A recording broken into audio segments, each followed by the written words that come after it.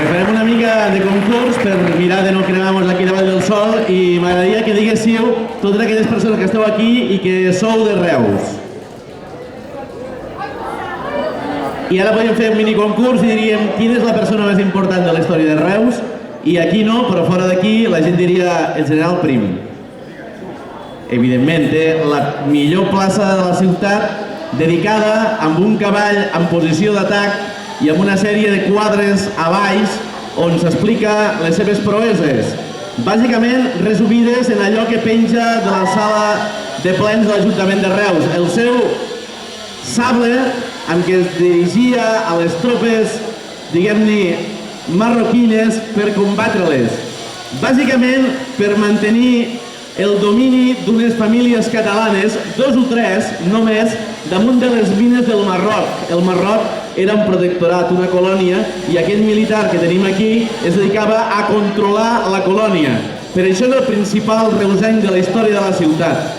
Ara bé, algú respondrà potser que no, que n'hi ha d'altres, que hi ha Federica Montseny, que hi ha moltíssims altres que no diré ara perquè no acabaria mai, però que hi ha també Joan Garcia Oliver. Joan Garcia Oliver és la principal persona, la persona que aporta més, la que segurament lluita també més, la que organitza més del moviment obrer de tot l'estat segurament als anys 30, però també a final dels anys 20.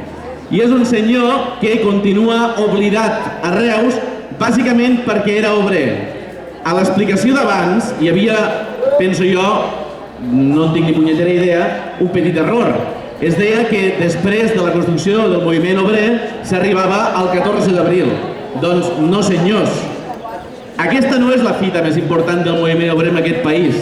La fita més important del moviment obrer en aquest país és el 19 de juliol de 1936, en què va desaparèixer l'Estat de facto. Va desaparèixer completament. La classe obrera es va fer càrrec d'allò que és de totes i tots, allò que en diuen allò públic, i misteriosament va desaparèixer l'analfabetisme, o com a mínim tothom va ser escolaritzat, curiós, no?, d'alguns que deien que només tiraven bombes. A més, va desaparèixer l'atur, curiós també, per part de algú que deien que només tiraven bombes. Per què es va fer així? Doncs perquè van desaparèixer els convents també, i els convents es van convertir en escoles. Tot l'ensenyament estava en mans dels religiosos i evidentment va passar a ser públic, de totes i tots. Per això sol ja haurem de dedicar alguna cosa més que un carrer que té dedicat a l'extraradi de la ciutat, perquè no es digui que no hi ha res. Però no és només això. Resulta que la primera llei escrita europea, és a dir, no de Catalunya ni de l'estat espanyol, sinó europea, d'igualtat total entre home i dona, la va redactar aquest senyor que tot s'ha de dir era bastant pinxo i als seus actes no massa feminista. Però la primera vegada que a tota Europa es va escriure una llei d'igualtat total entre home i dona la va redactar un senyor de Reus i, continuo, té un carreret allà baix al fons de tot d'un dels polígons industrials. Però no s'acaba aquí la història. La primera vegada a l'estat espanyol que algú va proposar, va escriure i va portar a la pràctica una cosa que ara tots coneixem, que és la redempció de penes a partir del treball. És a dir, que tu quan estàs a la presó t'integres dintre de programes de treball i la presó no s'entén només com una cosa que ataca les persones, sinó que les rehabilita, entre cometes. Doncs la primera llei en què es va fer això la va escriure un senyor de Reus que es deia Joan Garcia Oliver i que continuo té aquest carreret a baix de tot. Però no s'acaba aquí la història, perquè siguem una miqueta clars. Catalunya ha sigut independent alguna vegada durant el segle XX? Sí. Catalunya ha sigut independent però sense Generalitat, que és un govern, evidentment, que ens dona Espanya per tenir-nos controlats.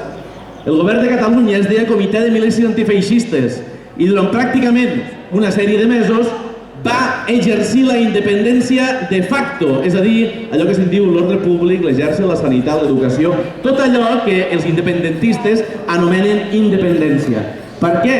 Com és? Com pot ser que cap independentista en aquest país reivindiqui a García Oliver com independentista quan va exercir-la precisament sense anomenar-la de cap manera?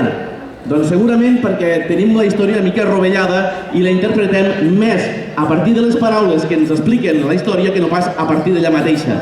Però estaria bé que comencéssim a analitzar coses i vegéssim que si independència vol tenir decisió damunt tots els àmbits de la vida de les persones, això va passar el 19 de juliol del 36 i els mesos que han vingut després. Quan es va acabar això, sabeu què va tornar? La Generalitat. Doncs algú s'hauria de preguntar si realment la Generalitat, les Generalitats, són alguna cosa que s'assembli a alliberament nacional. Jo crec que no, evidentment. No acabaria perquè García Oliver va viure uns quants anys i es va morir a Mèxic, oblidat de tothom, però evidentment, com que era de Reus, com que era obrer, com que era a més revolucionari, com que era anarquista i com que era també persona, crec que l'hem de reivindicar i crec que quan ens tornin a preguntar quina és la persona més important de la història de Reus, a banda de Gaudí, que és un altre tema, si no som, evidentment, no de Reus, sinó d'aquí al costat, aleshores el que hem de dir, sabent-ho, a fons, informant-nos i responent, aixecant la cara, és Joan García Oliver. Gràcies.